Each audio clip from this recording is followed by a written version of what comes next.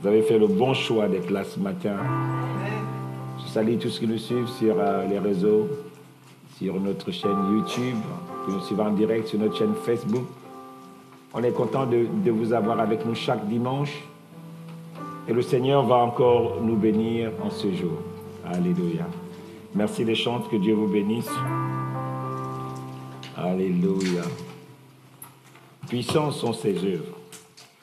Depuis quelque temps, nous enseignons sur le fait que nous ne sommes pas seuls. C'est important de comprendre que vous n'êtes pas seuls. Amen. Qu'il y a un Dieu qui nous porte. Il y a un Dieu qui nous soutient dans nos moments, dans la vie de chaque jour. Pas simplement dans nos faiblesses, dans la vie de chaque jour. Il y a un Dieu qui est là. Vous savez, il y a quelque chose que l'ennemi va faire. Il va essayer, lorsqu'il connaît votre force, il va essayer de détruire là où se trouve votre force.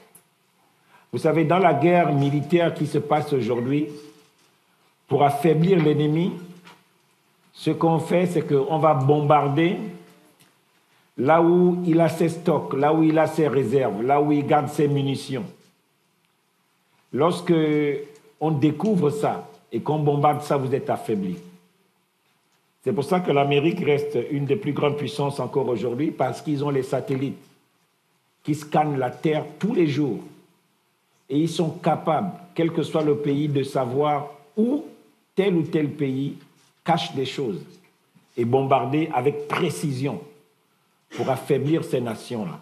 C'est comme ça que ça se passe la guerre aujourd'hui. C'est une guerre aérienne, c'est devenu une guerre stratégique.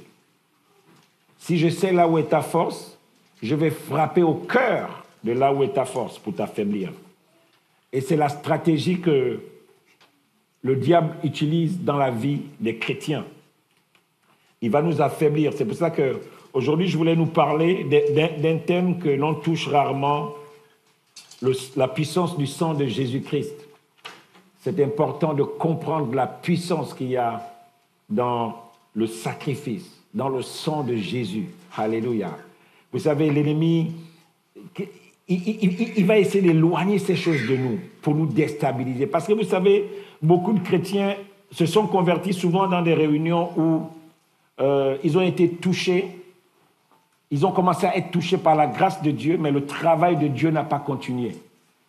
Et donc, ils vont marcher avec un minimum. Ils ne vont pas marcher avec toute la force que nous donne la puissance du salut. Et c'est pour ça que je voulais parler de ce thème aujourd'hui. L'ennemi, qu'est-ce qu'il fait aujourd'hui? Il empêche aux chrétiens de prier parce qu'il sait qu'il y a une puissance dans la prière. Il va essayer de sortir de votre vie tout ce qui fait votre force. Amen. Il va vous amener à vous éloigner de cela pour mieux vous abattre. Amen.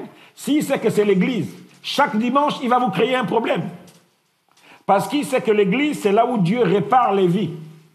Chaque dimanche, il va te créer un problème. Soit tu vas recevoir une mauvaise nouvelle, soit tu vas te chamailler avec quelqu'un la veille pour que tu n'ailles pas à l'église dimanche. Soit il va te faire suivre la télé très tard le samedi, jusqu'à 1h du matin. Tu vas suivre la dernière épisode de la série jusqu'à 2h du matin. Et quand il faut se réveiller le matin, le réveil sonne, boum, tu l'arrêtes. Maintenant, moi, je mets mon réveil à peu près à 1 mètre de moi. Pour que quand il sonne, je suis obligé de me lever. Amen. C'est ma fille Gécolia qui m'a appris ça. Elle m'a dit, papa, non, ne mets pas le réveil à côté de toi. Elle travaille dans un temps où elle ne peut pas manquer le travail. Quand tu es dans la restauration, tu ne peux pas te permettre de dire que je ne me suis pas levé. Donc elle me dit, papa, mon réveil, il est peut-être à 2 mètres de mon lit. Parce que quand il sonne, il va me casser les oreilles et je vais être obligé de me lever pour aller l'éteindre. Amen. Donc prenez cette stratégie pour ceux qui ont mis les réveils sur le chevet. Enlevez les réveils des chevets. Mettez-les sur le bureau de la chambre un peu loin de vous. Amen. Pour que dimanche, vous soyez obligés de vous lever. Moi, ça marche depuis que j'utilise ça. Alléluia. Donc, l'ennemi va toucher des points pour nous affaiblir. Je voulais, et Dieu est réel, je voulais nous lire quelque chose qui est écrit dans ce livre. que nous avons acheté depuis quelque temps et que le pasteur Laurent est en train de lire pour le moment. Martin Luther King, La force d'aimer. C'est vrai que j'aurais peut-être dû faire la pub de la Bible, mais je vais aussi en faire. Mais ça, c'est un très bon livre que je vous commande de lire. Amen.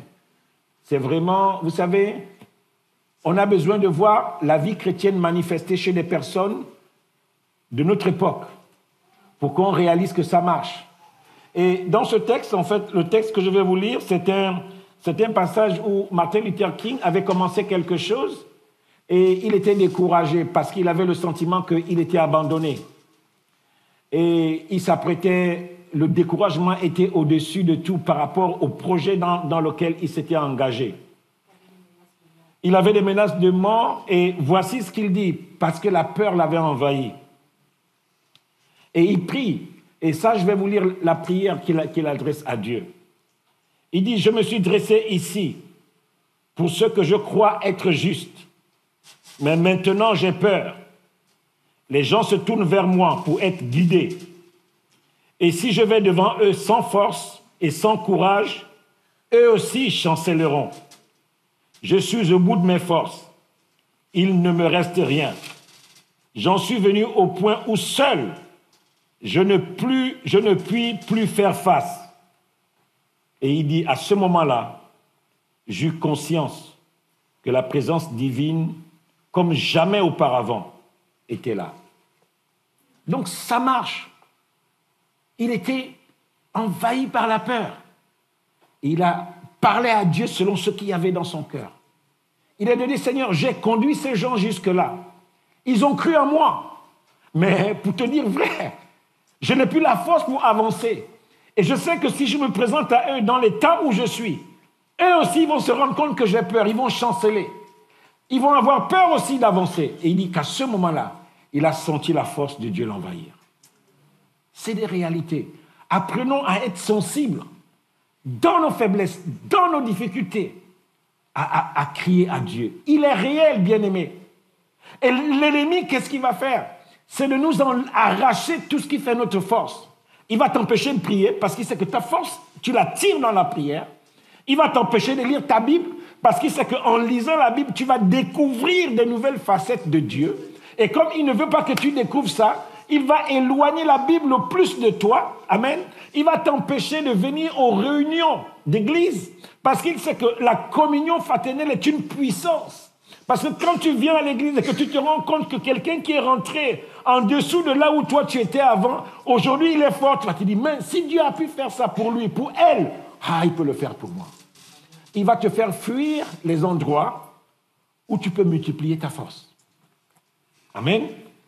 Et c'est important de comprendre ça. Et c'est pour ça qu'aujourd'hui, je voulais nous parler du sang, la puissance du sang de Jésus. Et je voulais nous commencer par lire ce passage de 1 Jean, le chapitre 1, le verset 7. 1 Jean 1, 7. Je vais le lire dans la version français courant. Alors là, je vais faire la pub de la Bible maintenant aussi. Alors, cette Bible-là, ça s'appelle la NFC, Nouveau Français Courant. C'est une version, la dernière version français courant datée de 82. Et en 2019, ils ont revisité la première traduction et ils ont sorti la Bible NFC, la Bible en Nouveau Français Courant. Donc c'est important. Les gens qui veulent se faire un cadeau cette année, c'est vraiment une piste que je vous donne. Amen. C'est une Bible qui est très... Ils l'ont sorti un peu en version un peu bien, un peu sophistiquée. Amen. Donc, n'hésitez pas à vous faire ce cadeau-là, de la parole de Dieu. Amen. N'hésitez pas à vous faire ce cadeau pour la nouvelle année. Vous pouvez offrir à un frère, à une sœur, à votre épouse, à votre époux. Amen. Ce n'est pas toujours que les hommes qui offrent les cadeaux aux femmes. On peut aussi faire l'inverse un peu. Amen. Donc, une bonne femme peut offrir ça à son mari. Bon, moi, j'ai déjà pour moi, donc le pasteur Laurent ne peut plus m'offrir. Amen. Donc, je crois que c'est moi qui dois lui offrir cette fois-ci. Voilà, donc elle a en français et en anglais. Donc, moi, je suis sauvé là. Alléluia. Donc, Béatrice, tu sais ce que tu as à faire. Alléluia. Donc, je vais lire ce verset dans la NFC. Mais si nous vivons dans la lumière, comme Dieu est dans la lumière, alors nous sommes en communion les uns avec les autres. Et Jésus, son Fils, qui a versé son sang, nous purifie de tout péché. Amen. Mais si nous vivons dans la lumière, comme Dieu est dans la lumière, il est question de vivre dans la lumière. C'est pour ça que je voulais lire ce verset, cela en français courant. Dans Louis II, il dit, si nous marchons dans la lumière, amen, vous voyez un peu la différence. Si je vis, c'est un état permanent, amen. Si je marche, il y a toujours cette idée que je peux sortir de la lumière, amen, et aller dans les ténèbres. Et la version français courant est plus forte, amen. Elle nous dit que si je marche dans la lumière, si je vis dans la lumière, si nous vivons dans la lumière, comme Dieu est dans la lumière, alléluia, alors nous sommes en communion les uns avec les autres. La parole nous dit en réalité ici que si nous avons accès aux mêmes grâces, si nous avons accès à la même information, au même niveau de puissance, la Bible nous dit que nous sommes en communion les uns avec les autres. Il y a en fait ici cette notion indirecte de famille. Amen. De famille. Parce que nous avons accès aux mêmes grâces. Alléluia. Nous avons accès, nous vivons dans le même environnement. Et le fait d'être dans le même environnement, alors, nous permet, facilite les relations. Amen. Facilite la communion fraternelle. Amen. Parce que nous avons accès à la même grâce. Nous avons accès à la même intensité de lumière. Et c'est important. Et ce n'est pas tout. Écoutez ce qu'il dit. Si nous sommes dans cette dimension, la Bible dit que Jésus, qui a versé son sang, nous purifie de tout péché. Alléluia. Il y a un niveau de repentance, il y a un niveau de relation qui va être facilité parce que la grâce de Dieu est présente. Alléluia. Parce que nous avons fait le choix de vivre dans la lumière. Vous savez, cette notion de famille dans la Bible, c'est quelque chose de puissant, c'est quelque chose de fort. Et je suis allé voir le mot grec qui traduit famille. Et j'essaie de comprendre un peu pourquoi c'est puissant. Le mot grec, c'est oikos. Et oikos, qu'est-ce que ça veut dire? Oikos, c'est au-delà de la famille dans le sens de père, mère, enfant. Oikos, ce sont des gens, des personnes qui sont rassemblés et qui décident de mettre ensemble leurs ressources, leur énergie, tout ce qu'ils ont pour améliorer le cadre de vie. Ils mettent ensemble leurs projets, ils mettent ensemble leur production, ce qu'ils ont reçu. Ils viennent le mettre ensemble pour que l'espace, l'environnement dans lequel ils se trouvent soit favorable. Écoutez encore ça va plus loin. Ils disent, vous savez qu'on peut être dans un contexte familial et avoir des serviteurs. Et souvent, quand on a des serviteurs, les serviteurs ne sont pas introduits dans la famille. Les serviteurs restent un peu en dehors et nous sommes notre famille. Les serviteurs, c'est un peu les étrangers. Mais qu'est-ce que Oikos nous dit? Oikos nous dit que même les esclaves rentrent dans la famille. Waouh! C'est quelque chose de fort. Ça veut dire que personne n'est exclu dans ce qui se fait.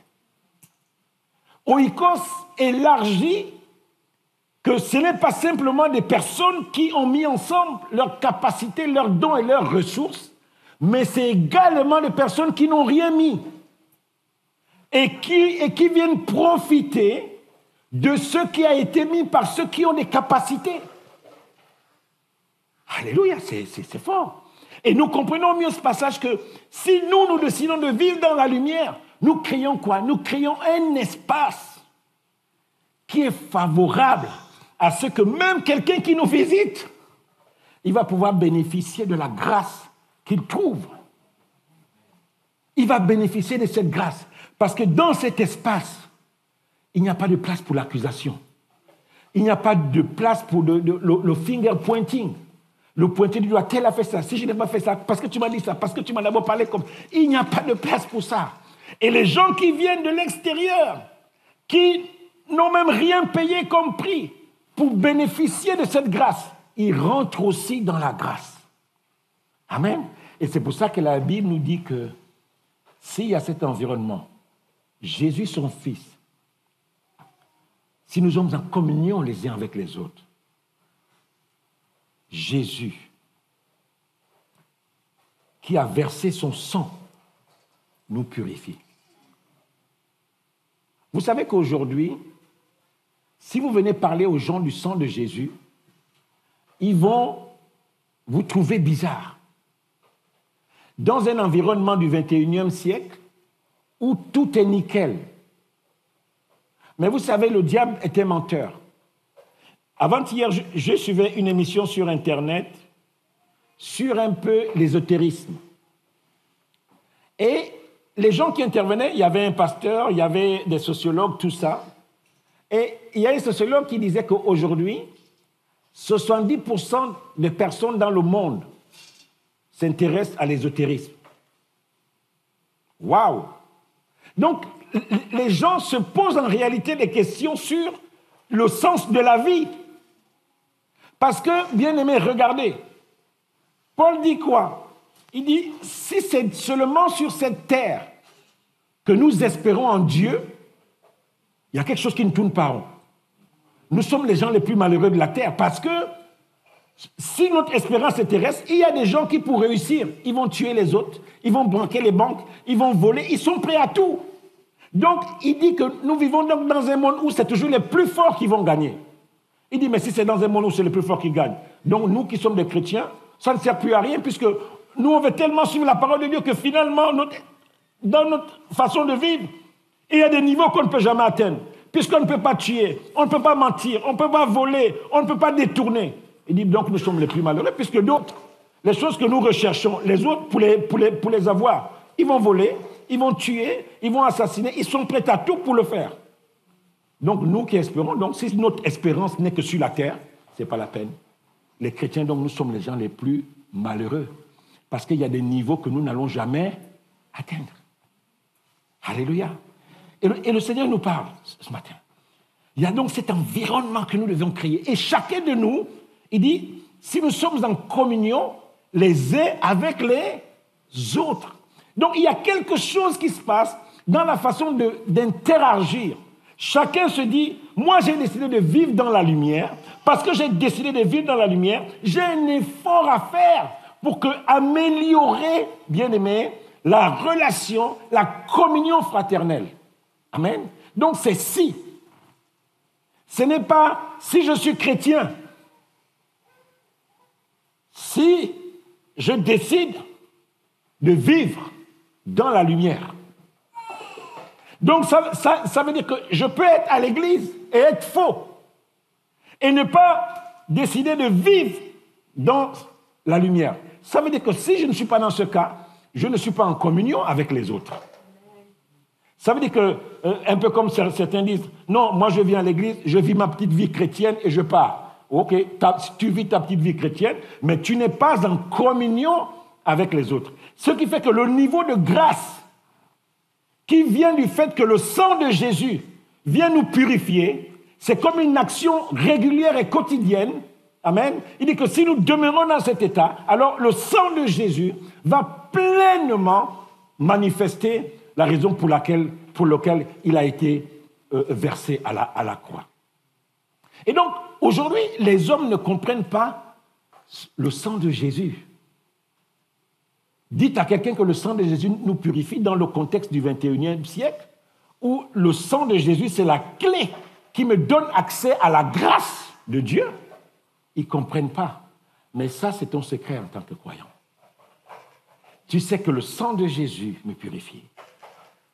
Il n'y a pas quelque chose qui peut, parce que j'ai cru en lui, parce que je me suis attaché à son sacrifice sur la croix, il n'y a rien qui puisse m'empêcher d'avancer avec Dieu. Surtout si je décide de vivre dans la lumière. C'est un choix. Ce n'est pas ta petite vie chrétienne. Moi, non, ma petite vie chrétienne, ma petite communion avec Dieu. Oui, mais tu n'es pas en communion avec les autres. Tu n'es pas en communion avec les autres. C'est pour cela que, quelquefois, nous avons la grâce aussi d'être dans un contexte où on peut être en communion avec les autres plus facilement. Et c'est un choix de vivre dans la lumière. Pourquoi nous devons vivre dans la lumière? Parce que celui en qui nous avons cru, la Bible dit quoi? Il est lui-même dans la lumière. Il est lui-même dans la lumière.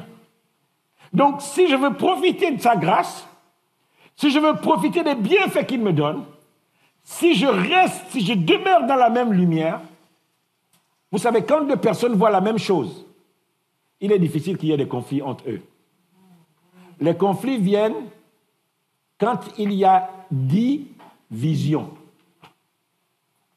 Prenez-les au sens plat comme ça. 10 visions. Quand il y a trop de visions et qu'on ne voit pas la même chose, alors c'est difficile d'être en communion. Amen. Et on peut être dans un même espace sans vivre les mêmes choses. Parce qu'il y a certains qui ont décidé de ne pas être dans la lumière. Vous savez ce qui est intéressant, c'est que quand la Bible parle de tout ce qui est faux, de tout ce qui est mensonge, la Bible dit que c'est des œuvres des ténèbres. Donc c'est des choses qui sont faites dans les ténèbres, dans le secret. On a peur de les amener à la lumière parce que dans la lumière, tout est clair, tout est éclairé. Et si nous sommes dans la lumière, si nous vivons dans la lumière de Christ, nous avons accès au même niveau d'information. Nous voyons la même chose. Et c'est ça qui va m'amener à pouvoir être conciliant. C'est ça qui va m'amener à pouvoir bâtir, à rentrer dans Oikos. Alléluia. À rentrer dans Oikos, à réaliser que ce que je vis, je le vis dans un contexte. Et dans ce contexte-là, il n'y a pas de place pour donner le minimum. Dans Oikos, il n'y a pas de place pour le minimum. On décide de bâtir quelque chose ensemble. On décide de demeurer dans un environnement qui nous est favorable.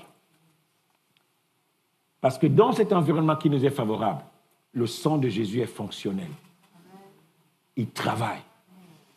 Quel est le lien entre le fait de demeurer dans la communion et le sang de Jésus qui vient faire une œuvre de purification continuelle? Mais c'est parce que nous demeurons dans la lumière du Seigneur.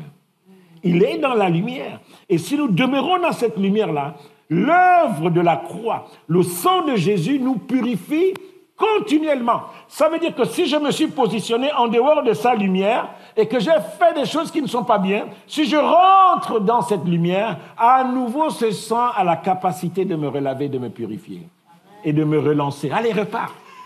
Alléluia. Allez, repars. Donc, notre bagarre, c'est quoi?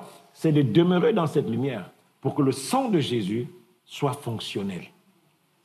Écoutez ce que Pierre dit dans 1 Pierre, les versets 17 à 19.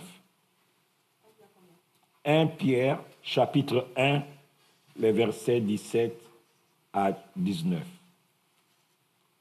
Et si, vous voyez toujours cette question de si là, ça veut dire que dans la vie chrétienne, la notion de choix, c'est important. Ça veut dire qu'il ne suffit pas de dire des choses. Ici, il y a des conditions qui font que nous puissions bénéficier de la grâce. Nous puissions bénéficier de ce qui est dit. Donc, ce n'est pas des paroles pour des gens qui ne veulent pas s'engager. Ce n'est pas des paroles pour des gens qui ne veulent pas rentrer dans Oikos. Dans Oikos, je rentre totalement et je dois être prêt à accepter que quelqu'un qui n'a rien amené puisse profiter de ce que moi j'ai donné et ce que j'ai mis en place. C'est ça que le Seigneur nous dit ici. Tout ce qu'il est dit ici est dans un contexte de famille, est dans un contexte de personnes qui se mettent ensemble pour vivre les mêmes choses. Il dit ici, si vous invoquez comme Père celui qui juge selon l'œuvre de chacun, sans acception de personne, conduisez-vous avec crainte pendant le temps de votre pèlerinage, sachant que ce n'est pas par des choses périssables, par de l'or, l'argent, que vous avez été rachetés. Waouh! Que vous avez été rachetés de la vaine manière de vivre que vous avez hérité de vos pères, mais par le sang précieux de Christ, comme d'un agneau sans défaut et sans tache. Waouh! Je vais vous le lire dans la version NFC, puisqu'aujourd'hui on fait un peu la promotion de la version NFC. Je lis au verset 17. Dans vos prières, vous donnez le nom de Père à Dieu qui juge de manière équitable, selon ce que chaque personne a fait. C'est pourquoi, durant le temps qu'il vous reste à séjourner sur la terre, que votre conduite témoigne du respect que vous avez pour lui. Au verset 18, vous savez en effet à quel prix vous avez été délivrés de la manière de vivre que vos ancêtres vous avaient transmise et qui ne menait à rien. Ce ne fut pas au moyen des choses périssables, comme l'argent ou l'or. Non, vous avez été délivrés par le sang précieux du Christ, comme celui d'un agneau, sans défaut et sans tache. Waouh! Écoutez ça. Ce n'est pas par des choses périssables que nous avons été délivrés. C'est puissant, ça. Je me suis arrêté dans ça. Je dis, waouh! Ce n'est pas par des choses périssables. Vous savez, quand vous achetez les gens de ce monde, quand ils achètent quelque chose qui a de la valeur, ils sont prêts à tout pour le conserver. Rayez un peu une Bentley de quelqu'un. Il vient, il gare sur les Champs-Élysées et vous venez vous rayer sa voiture. Vous allez voir de quel bois il se chauffe.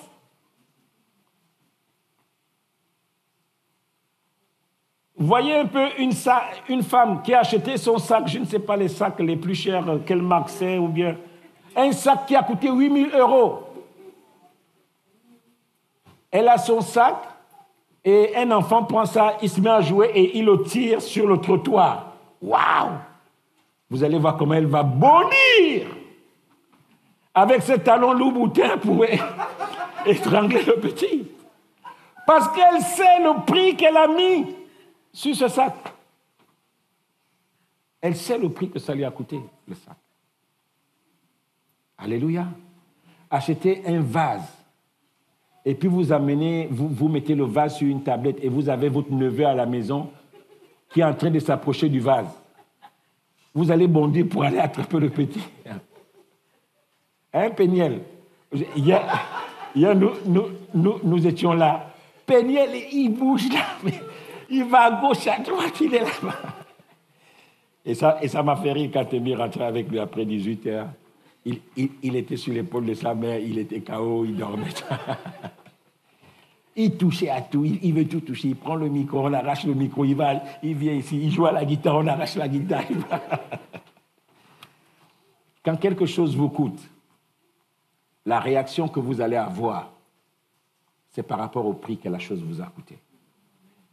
Et qu'est-ce que le Seigneur nous dit ce matin? Il dit, nous qui sommes là ce matin, il ne nous a pas amenés là où nous sommes par des choses périssables. Ce n'est pas par l'argent. Le prix que Dieu a payé pour que nous soyons là où nous sommes, ce n'est pas l'argent, ce n'est pas l'or. Il va en disant que ce n'est même pas par des choses qui existent sur la terre, ce n'est pas des choses périssables. Mais il a envoyé son Fils. La Bible dit que Dieu a tant aimé le monde qu'il a envoyé son Fils. Et il dit, c'est au travers du sang de Jésus que nous avons été rachetés. Ça veut dire que notre voie était tracée pour les ténèbres. La façon, l'héritage que nous avons reçu de nos parents nous condamnait dès le départ. Mais lui, il nous a tant aimé le monde qu'il a décidé d'envoyer son Fils.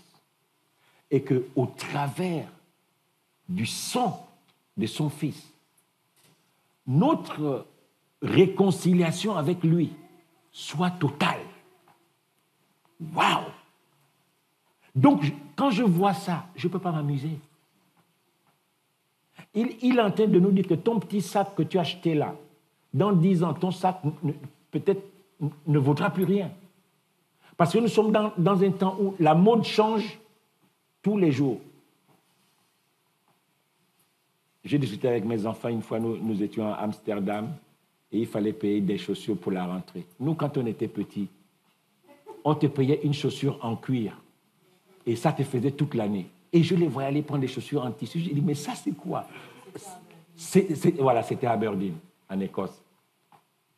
Et moi, j'essayais de les influencer. Nous, à l'époque, aujourd'hui, la mode repart avec les Stan Smith. Mais ça, c'est récent seulement. Mais nous, c'était ça. Tu sais que tu avais ta petite chaussure, c'est 1 an, tu tiens avec.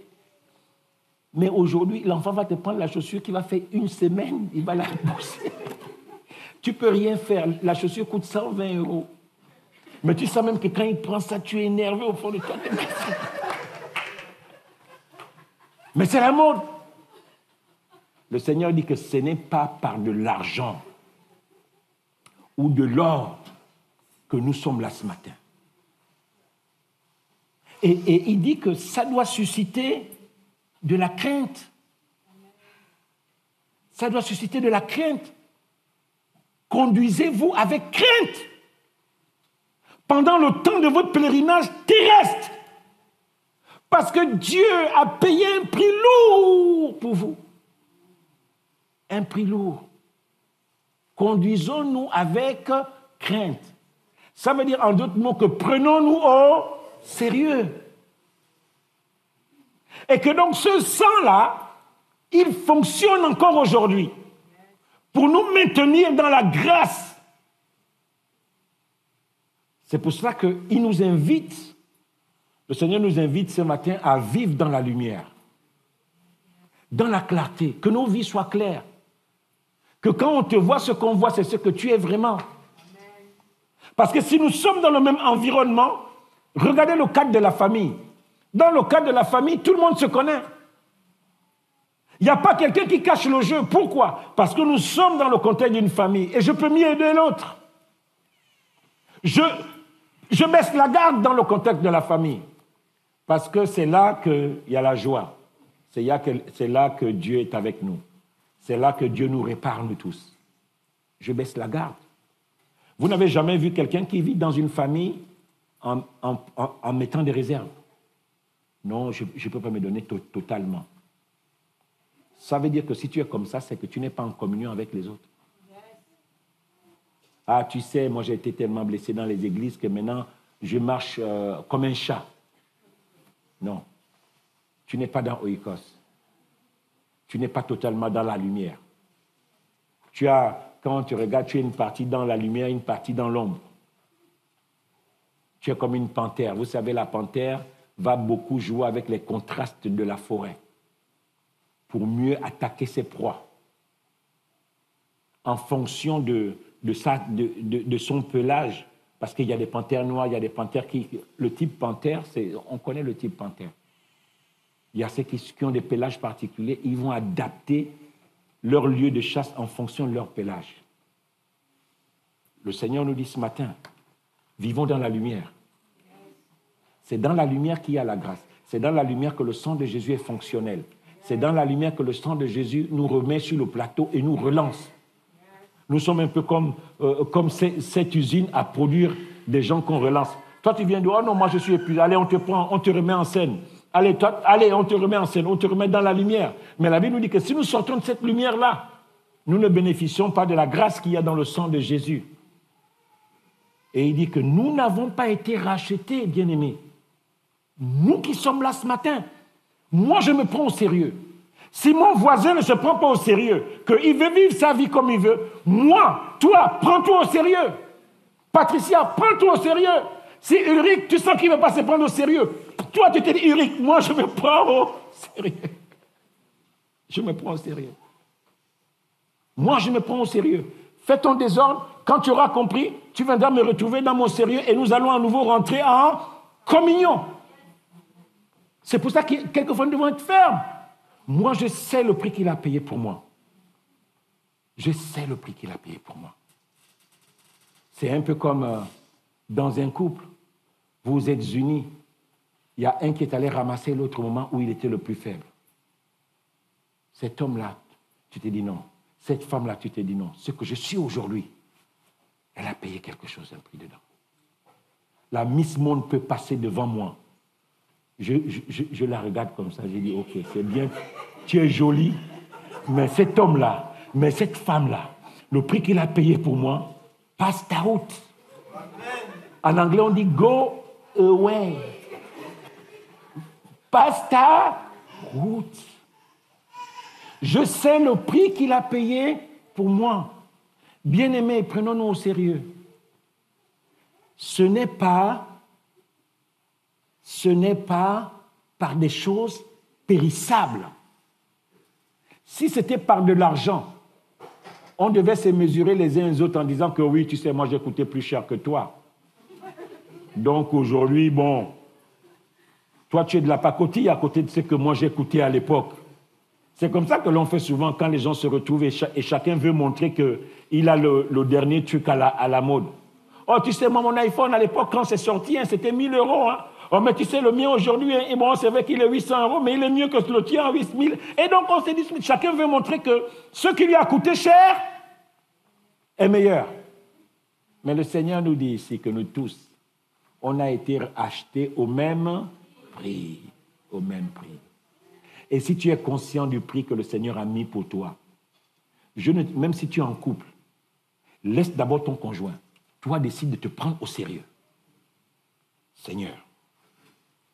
Marc, si tu ne veux pas être sérieux, ok, fais. Mais moi, je décide de me prendre au sérieux. Parce que celui qui m'a amené jusque-là, je sais où il m'a pris. Je ne peux pas jouer avec ma vie. C'est le message que je veux que tu donnes à quelqu'un qui marche à côté de toi et qui ne se prend pas au sérieux, qui ne réalise pas à quel prix tu as été racheté. Il dit, moi, j'ai été racheté à ce prix-là. Et le sang de Jésus est une puissance, parce qu'il nous donne accès à un environnement étendu. En fait, c'est notre secret. Et qu'est-ce que le diable fait? Le diable nous amène à réaliser que le sang de Jésus ne vaut rien. Le diable nous fait croire que, oh non, tu sais, si tu es chrétien, c'est parce que tu es né dans une famille chrétienne. Et puis, tu crois que c'est ça, alors qu'il y a quelque chose de mystique. Le sang de Jésus qui a coulé une fois sur la croix de Golgotha, ce sang-là, il te fait rentrer dans un espace spirituel et naturel qui fait que tu avances et tu évolues de grâce en grâce et de victoire en victoire. Et qu'est-ce que l'ennemi va te faire quoi? Oh, tu sais, aujourd'hui, si tu es chrétien, c'est parce qu'un jour, bon, voilà, quelqu'un t'a évangélisé. Non. Tous les hommes sont potentiellement amenés à être sauvés, doivent potentiellement être sauvés. Parce que le sang de Jésus qui a coulé sur la croix, c'est pour racheter tous les hommes. Et quand tu es racheté, tu rentres dans la lumière, tu rentres dans Oikos, tu rentres dans la famille, dans le monde du tout est possible. C'est pour ça que je dis aux gens, ce que nous sommes, c'est Dieu qui m'a fabriqué. C'est moi, personnellement, c'est Dieu qui m'a fabriqué. Parce que tout ce que j'ai eu dans ma vie, Dieu a toujours utilisé des hommes pour me les donner. Tout ce que j'ai eu. Et quand tu arrives là, tu ne peux pas ne pas te prendre au sérieux. Donc, tous ces gens, cette année, fermons nos yeux. Si tu as quelqu'un dans ta vie qui ne se prend pas au sérieux, qui veut vivre sans réaliser le prix que Dieu a payé pour qu'il soit là où il est, la prochaine fois que vous vous voyez, dis-lui ce matin, dis-lui à ce moment-là que moi je me prends au sérieux. Parce que le prix que Dieu a payé, ça n'a pas la valeur de l'or. Ce n'est pas par l'or. Ce n'est pas par l'argent. Ce n'est pas la monnaie la plus forte aujourd'hui qui a été utilisée pour te racheter. Ce n'est même pas quelque chose qui existe. Il dit tout ce qui est sur la terre est périssable. Ce n'est pas par ces choses périssables que vous avez été rachetés. À l'époque, pour être pardonné de ses péchés, il fallait faire des sacrifices d'animaux. C'était des choses périssables. Mais Dieu a envoyé l'agneau sans tache ni ride. Il a été immolé à la croix afin qu'au travers de son sang, nous soyons réconciliés avec Dieu et que nous ayons accès à toute la puissance de Dieu, à toute la grâce qu'il y avait dans cette action que le Seigneur a posée à la croix. Si tu n'as pas compris ça aujourd'hui, le Seigneur te le rappelle aujourd'hui. Ce n'est pas par des choses périssables. Il dit que j'ai tant aimé le monde que j'ai envoyé mon Fils. Ce matin, je voulais que nous puissions demander pardon au Seigneur pour toutes les fois où nous avons posé des actes qui ont détruit la cohésion, la communion fraternelle. Des actes qui nous ont amenés à détruire la communion que Dieu veut que nous ayons les uns avec les autres. Pour qu'au travers de cette communion fraternelle, la puissance du sang de Jésus soit manifestée. Demandons pardon à Dieu pour tout cela.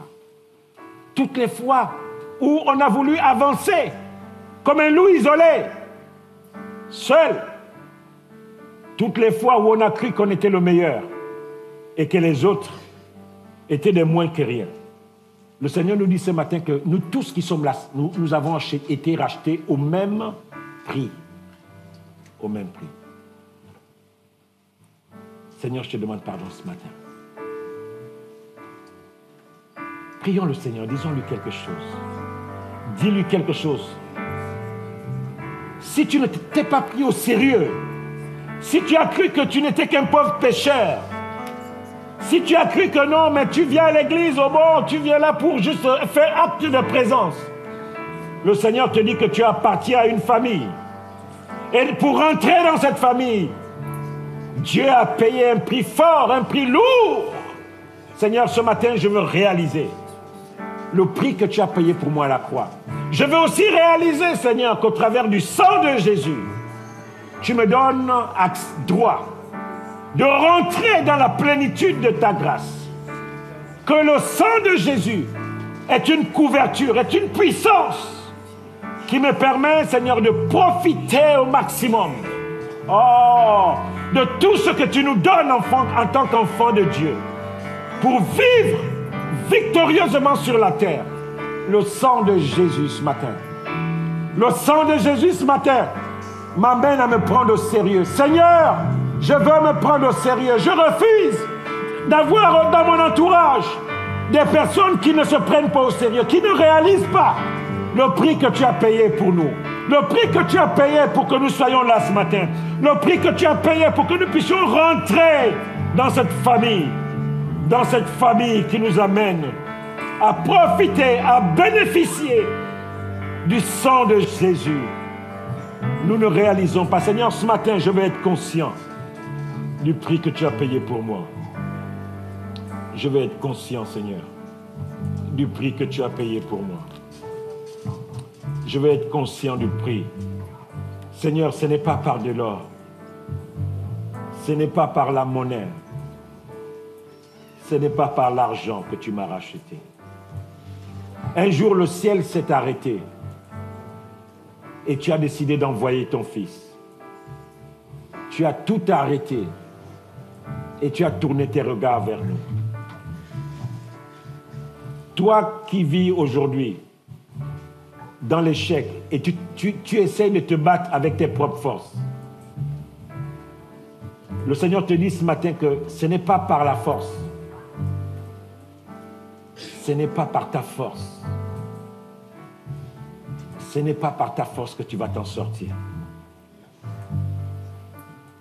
J'ai lu cette prière de Martin Luther où il disait: Seigneur, je suis à bout, j'ai peur et je ne peux pas continuer d'avancer, d'aller me présenter devant ces gens si tu n'es avec moi. Ils vont voir que je suis faible, ils vont voir que j'ai peur. Fortifie-moi ce matin. Seigneur, ce matin, j'accepte que ce sang, alléluia, me donne la force et la capacité de rentrer, d'obtenir les choses que je n'ai jamais pu obtenir jusque-là. Parce que je rentre dans la famille. Parce que je décide de vivre dans la lumière. Je décide de vivre dans la lumière pour bénéficier de la grâce qu'il y a dans le sang de Jésus. Pour que ce sang me relance. Pour que ce sang me couvre. Le sang de Jésus, c'est un passeport. Souvenons-nous de ce qui s'est passé en Égypte. Lorsque l'ange de la mort est venu frapper. Ce sang qui avait été mis aux portes, c'était une image du sang de Jésus. Lorsque l'ange de la mort arrivait et qu'il voyait une maison qui était marquée par le sceau du sang, l'ange de la mort sautait, allait voir la prochaine maison. Le sang de Jésus ce matin, mon frère, ma soeur, pour toi qui n'étais jamais pris au sérieux, je veux te rappeler que le diable t'a perdu du temps pendant longtemps. Il a enlevé ça devant toi. Et il t'a amené à essayer de te battre avec tes propres forces. Tu blesses les gens, tu ne demandes pas pardon. Tu n'as pas compris que le pardon, c'était une puissance que seul le sang de Jésus pouvait nous donner. Et tu as continué d'avancer en frustrant les gens. Et tu continues d'avancer en blessant les gens. Et tu n'es pas en communion. Tu essayes de te débattre tout seul. Le Seigneur te dit ce matin de rentrer dans les rangs. De rentrer dans la communion. Et d'accepter que dans cette communion, le sang de Jésus opère. Il opère. Nous sommes en communion les uns avec les autres. Et Jésus, son Fils, qui a versé son sang, il dit, comme nous sommes en communion, et Jésus, qui a versé son sang, il est là pour nous purifier. La purification, c'est une œuvre totale. Lorsqu'on était purifié, en fait, on nous remettait des habits neufs. On était sanctifiés dans toutes les dimensions de notre être. On pouvait à nouveau être relancé. Mais la Bible nous dit quoi? Jésus vient accomplir cette œuvre lorsque nous décidons de rentrer dans la lumière.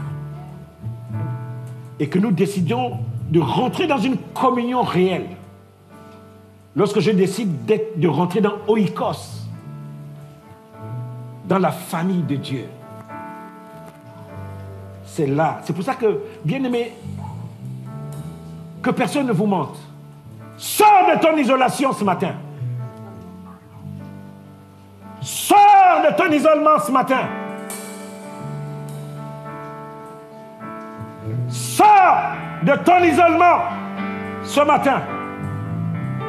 Rentre dans la communion. Sors de ton isolement ce matin. Tu sais que tu peux vivre avec quelqu'un sans savoir qui il est. Il ne suffit pas de marcher ensemble. C'est une décision de marcher ensemble. Et lorsque je décide de marcher ensemble avec quelqu'un, je libère toutes mes ressources pour que la marche ensemble soit victorieuse. Je viens avec ce que j'ai. C'est pour ça que Amos dit que deux personnes, dans le contexte spirituel, ne peuvent pas marcher ensemble sans qu'ils ne se soient convenus. Si tu veux que la marche ensemble soit victorieuse, viens avec toutes tes ressources. Le Seigneur parle à quelqu'un ce matin. Sors de ton isolement. Sors de ton isolement. Je sais qu'il y a des gens qui tournent en rond depuis longtemps et tu revis les mêmes choses parce que tu n'es pas entier. Sors de ton isolement ce matin. Arrête de raisonner. Ça ne va t'amener nulle part. Sors de ton isolement. La grâce de Dieu, elle est manifestée que dans le contexte de la lumière. Si nous vivons dans la lumière,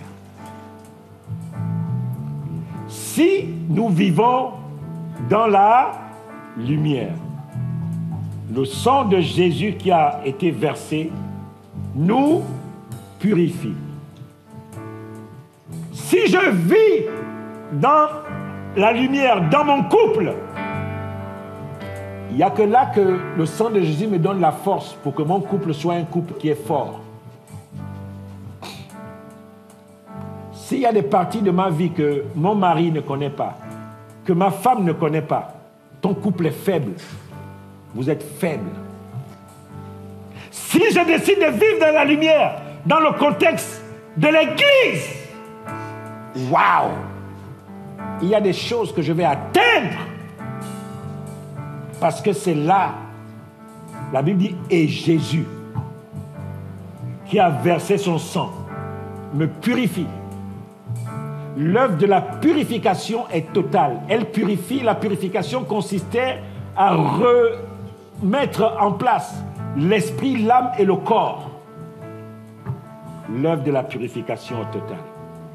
Si nous vivons dans la lumière et Jésus, son Fils, qui a versé son sang, nous purifie. Ça veut dire qu'il me donne la possibilité de repartir en nouveauté de vie. Je parle à quelqu'un ce matin. Nous sommes en train de terminer cette année. Si je vis dans la lumière et Jésus, qui a versé son sang, me purifie, il me relance. Pense à cela ce matin. Et Jésus. Si je vis dans la lumière et Jésus, il rentre en scène. Il rentre en scène. Je sens qu'il y a des choses qui ont besoin d'être confessées. Il y a des choses qui ont besoin d'être dites. Il y a des attitudes qui ont besoin d'être jetées à la poubelle. De peur qu'on tourne en rond. Et ce matin, sépare-toi de tout ce qui veut t'amener dans les ténèbres. Sois un enfant de lumière ce matin. Parce que quand tu es dans la lumière, Jésus vient toujours. Il vient toujours te visiter.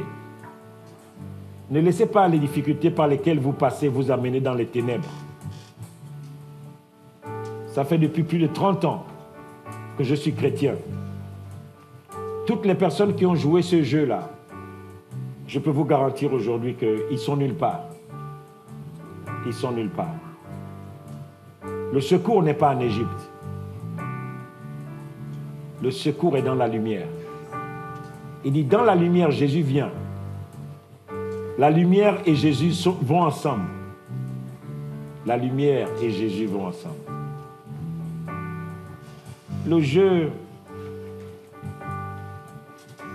tu ne peux pas être un peu dans l'ombre, un peu dans la lumière. Déplace-toi. Seigneur, ce matin, je te prie pour ta parole. Purifie-nous par ta parole. Ce matin, même je me positionne, Seigneur, dans ce que tu nous as dit ce matin. Et je veux profiter de cette grâce. Je veux rentrer dans cette grâce. Seigneur, vraiment être en communion avec la famille de Dieu.